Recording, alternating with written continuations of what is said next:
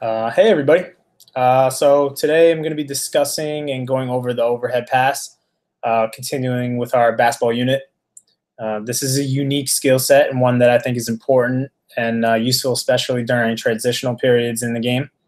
At the end of my video, there's going to be a quick Google form attached with a couple of questions that I need everybody to complete. I'm going to be grading it, and it will affect your grade if you do not complete it. So make sure you guys don't forget that.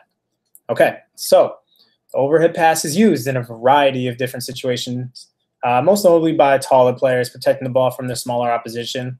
It's used after a rebound to start a fast break, and it's also used during pick and roll situations. However, it isn't exclusive to just big men. There's plenty of point guards and shooting guards that utilize this skill, as I will show you later. Personally, I think it's one of the most important types of pass because of its effectiveness and power when it's performed correctly. So, like with any skill, there are a few things you need to make sure that you do to perform it properly. I have a short YouTube clip that will help with that. So give me a second. I can bring that up.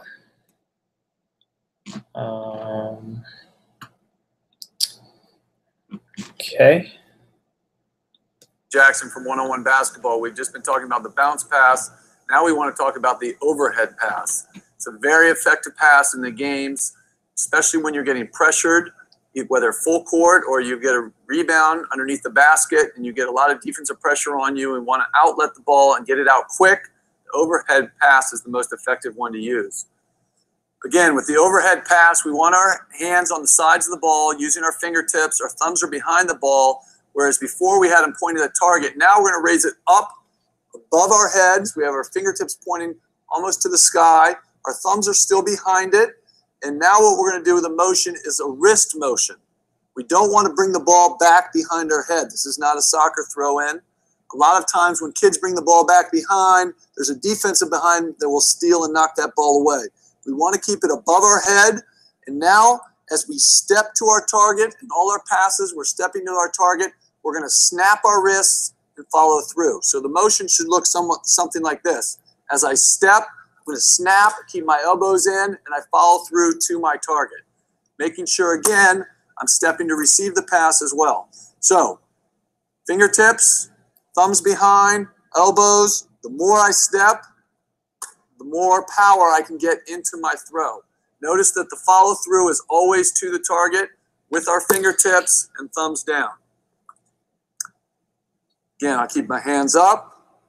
I bend my knees a little bit. I step, and I really snap my wrists to get more power onto the ball. So we want to make sure we keep balance equal so that as I step, I can come up on my toe and the ball of my foot, but I do not lift my leg. I don't want to lift my leg or it's going to cause my shoulders to go down.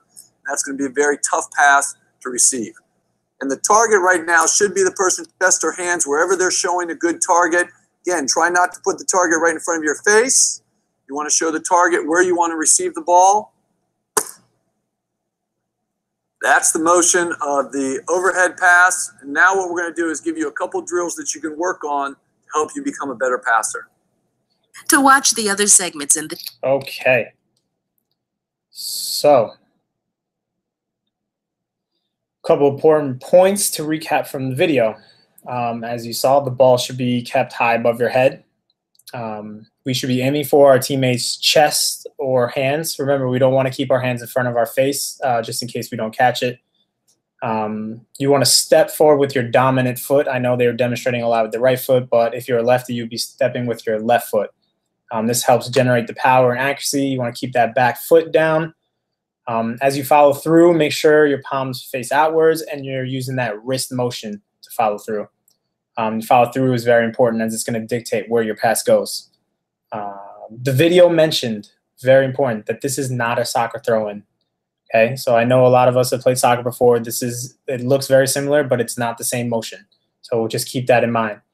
I have another video real quick just to show you that it's not just the big men that are utilizing this skill. So if you bear with me real quick, this is Ricky Rubio. Lights the fuse. Yep. But that was impressive. He caught that thing. Searching for options. Over to Williams. He'll load up for three. Rubio. Back to Pekka. Not if you can either. Linus hit 6 of his last 8. Rubio goes baseline, kick it out. Good now at corner 3. Ricky. Well, he's getting a workout over here as well. Yes. Rubio. For Williams. Cornerback. Oh. This was out of a timeout. Manu went up to overplay. All right. So, as you can see during the Ricky Rubio video just now, he wasn't planted at all times, and he was jumping and doing all those things. And that's what happens when you're an NBA player. So I hope both those videos are a little bit helpful in allowing you to visualize what the overhead pass really is. During our next class, we're going to be getting with a partner for about 5, maybe 10 minutes to get used to the overhead pass, so we can really, get that motion down. After that, we'll be getting straight into games. I'm going to be looking for you guys to be attempting the overhead pass and making sure that we're doing it correctly, following some of those key points that I mentioned. I will be walking around to help people who may be struggling. Like I said, can be a difficult skill for some, and then we're all different skill levels. So the main thing I'm looking for is just that you're trying. Your effort and enthusiasm is there. If you have any questions, please feel free to reach out to me before the next class, via email, please, or by my office. Like I previously said, there's a Google form that needs to be completed before next class. Completion of the form allows me to know that you watched this and you kind of understood what we were doing. So thanks. I hope you enjoyed this, and I'll see you guys all next class. See ya.